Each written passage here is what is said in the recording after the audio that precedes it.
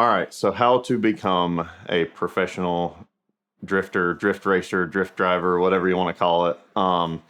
The first thing, if you've ever been around a lot of racing motorsports, you will have heard the adage, if you want to make $1 million in racing, start with $2 million. Drifting is no exception to this. So the very first thing that I tell people is be honest with yourself.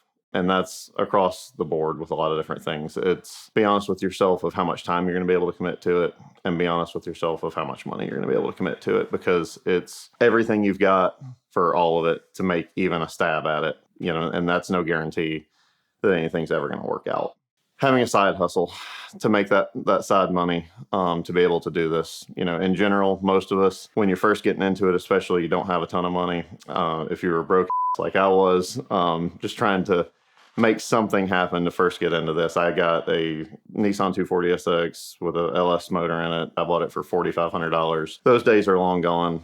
You're going to have to do something to make some money, unless, your parents are rich or something. If they are, great. You've got a way better head start than most of the other people did, but get a side hustle, get some side money coming in, and that'll allow you to get a different car, or get a car to begin with. And that kind of leads to the car. What kind of car do you need, right? When you're first getting started, if you are lacking in funds the way that I was, that LS 240 is really not out there for $4,500 anymore. If you got 5, 6, 7 grand to spend, I love Corvettes, right? I drive a Corvette. That's my professional FD car. Don't buy a Corvette.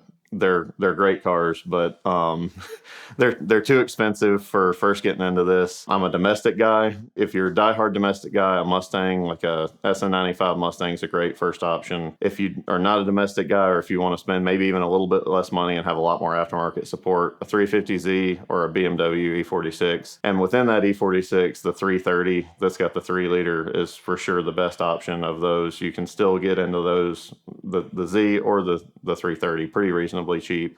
$3,000, $4,000, $5,000, you can get a pretty reasonable car, and you can develop that car all the way up to a professional FD car if you want to. Most people are going to trash that car at some point between grassroots and professional drifting, so you're probably going to end up building a different one naturally anyway. But especially the Z and the BMW, they have so much aftermarket support for, companies like WiseFab and Yellow Speed and things like that. Of course, partners of mine, but those 2, maybe 3 are really good starting points. And at that point, once you build your career and go up to some higher levels, you can, get a little bit better car. At the base level, modifications are probably going to cost you $3,000 to $4,000. But like with my drift school, when I first buy a car, I'm going to generally look for a car that's already been made into a drift car, because you're going to get a better deal on it. Because really, when you go to resell those cars, all those modifications don't really add any value to the car. You can go out and buy a pretty decent 350Z that's stock for $5,000 right now, or you can go out and buy a 350Z that's been beat on a little bit, that's got an angle kit and a handbrake and a seat and a welded diff and some coilovers for probably about $5,000 or $6,000.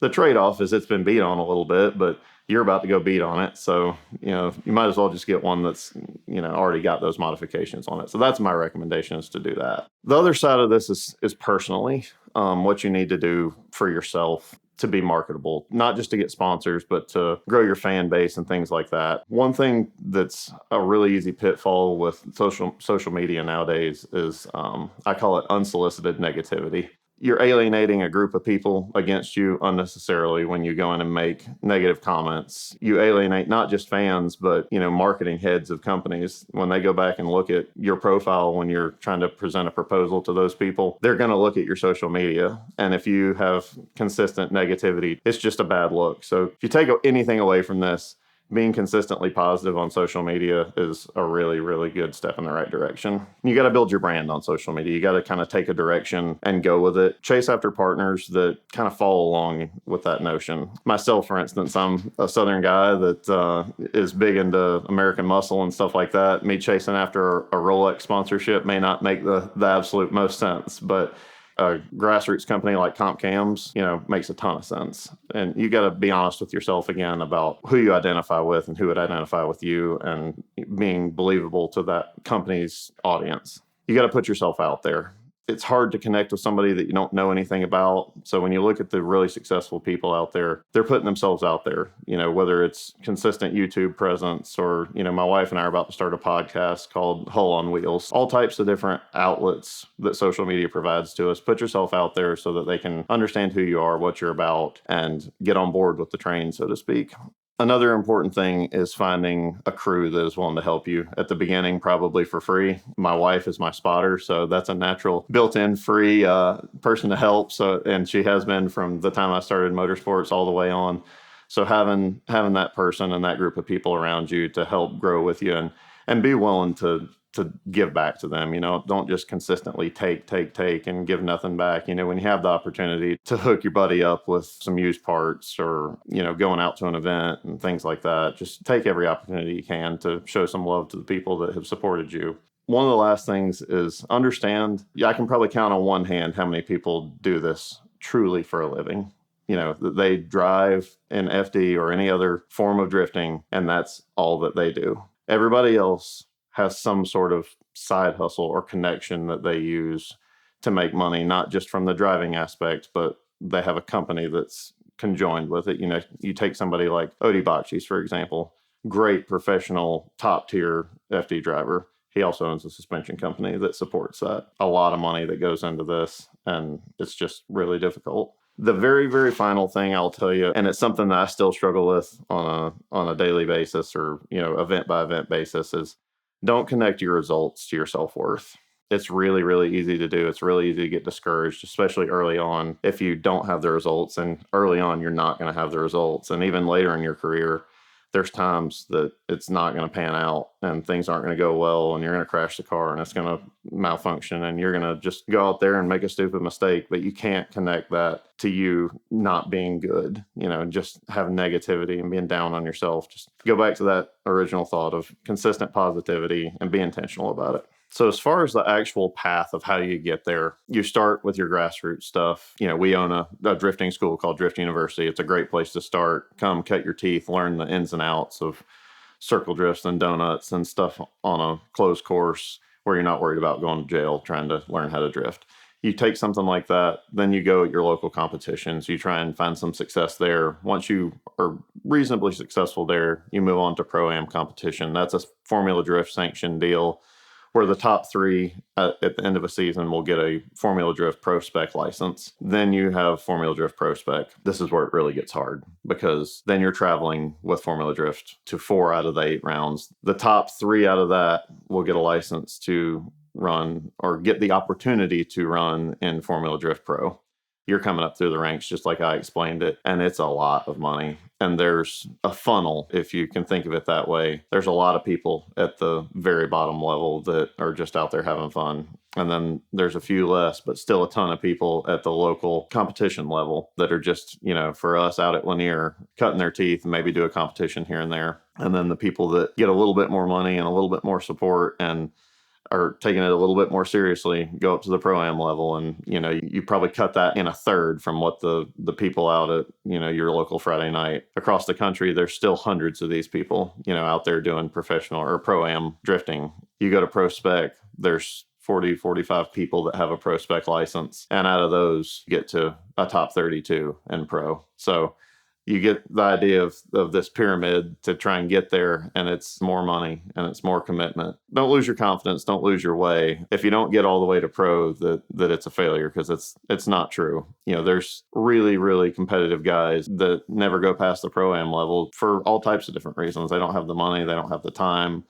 They don't have the resources, whether it be crew or anything else. And they just want to be good at Pro-Am and stay regionally. And there's nothing wrong with that. From my first car, I spent, like I said, $4,500 trying to get in that LSS 13. I probably spent another $20,000 over the course of time getting that to be a competitive Pro-Am car, and that's what I used all the way up through Pro-Am.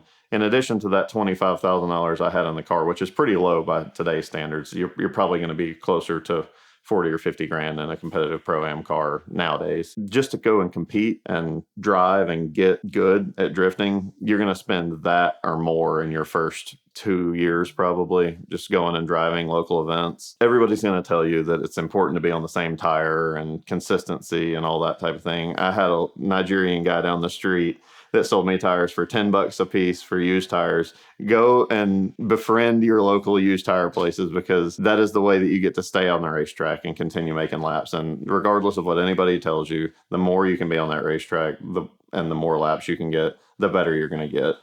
Yes, I'm sponsored by Kenda. And do I want you to go buy Kenda tires to go and do this? Absolutely, I do. But until you get to the means of where you can do that, just get on something and get on the racetrack, because that's how you're going to develop yourself into doing well in a hurry. You can get there trying to be consistent and trying to have everything perfect, but it's going to take you twice as long. Try and be out there as consistently as possible, but plan on spending from day one to day one of driving in pro. I mean, I'd be shocked if it wasn't at least $100,000 to get me from A to B. And I would argue that that's probably a very small number in comparison to what most people spend to get to that point. And that was a period of 5 years for me. So I've just recently purchased an asphalt late model, which was kind of my dream gig when I was growing up. I grew up racing Bandoleros and Legends cars and Thunder Roadsters. So I was very much on the oval track route, and I wanted to be the next NASCAR guy. But the track is exponentially higher the more ladders you climb in oval track racing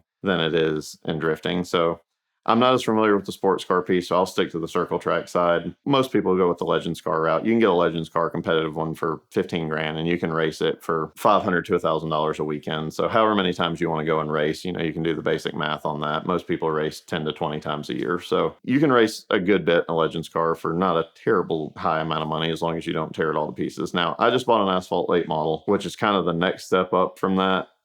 There's a few different routes you can go, but this is kind of the most generally accepted next step. I spent $50,000 on the car as opposed to $15,000 on a Legends car. And if you have any sort of help, because you can't go and just run it by yourself like you can with a Legends car, you take this, you got to take 4 or 5 of your buddies with you. And at this stage of my life, my buddies, I don't expect them to go and work for free hot dogs. You got to pay somebody to come and help you. Then it's, instead of $500 or $1,000 a weekend, it's $2,500 a weekend to go running this. And, that same 20 or, 10 or 20 times a year becomes exponentially more expensive. And not just that, at this stage, you can put a lot of money and a lot of time and a lot of R&D into these cars. And there's teams out there that do. So unless you're driving with one of those teams, it's very difficult to be competitive at this level. And then from there, man, if you try and go past the asphalt late model world and you dip your toe into ARCA or the NASCAR world, it goes from, call it $5,000 a weekend with late models to you're in upwards of $25,000, $30,000, $50,000 a weekend to run in even the lower tier NASCAR stuff. If you're trying to go and run competitive Kyle Busch Motorsports truck team, you're going to spend in one race that I'll spend an entire season running in Formula Drift. $150,000, $200,000 is what it can end up being. If you're ready for your next adventure, you're gonna need the right car, and the best way to buy your next car is with the help of Premier Financial Services. The Simple Lease from Premier Financial is the most powerful tool in the world of exotic car financing. You get all the benefits of a traditional loan, like the ability to accumulate equity, pay it off at any time, and they give you a perfectly easy to understand amortization table, but you also get the benefits of a lease, the low payment, the flexible terms, the low down payments, but also you get to use some certain tax benefits that leases entitle you to. They've taken great care of me, and I know they'll take great care of you, so check them out now at the link in the description below.